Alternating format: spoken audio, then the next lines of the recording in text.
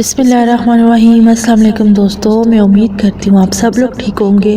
अल्लाह पाक आप सबको अपनी हिफ्ज़ व ईमान में रखे, अपनी रहमतों के साए में रखे।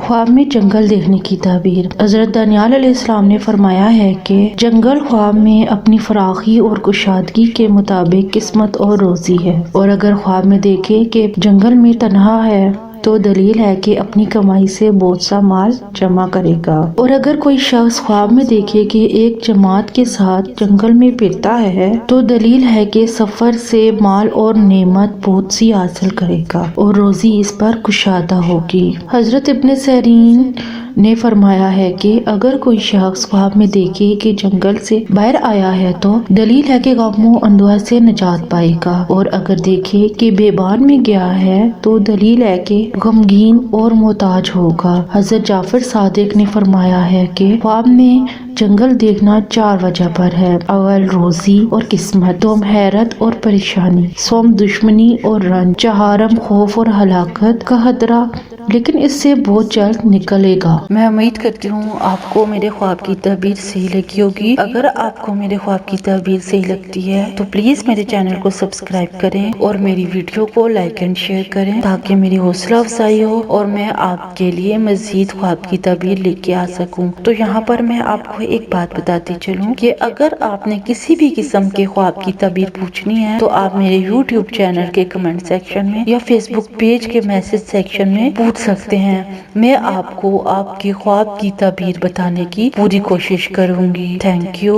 अल्लाह हाफिज। तो हमें याद रखिएगा। अल्लाह पाक आप सबको भी अपने हिफ्ज़ व ईमान में रखे। अल्लाह हाफिज।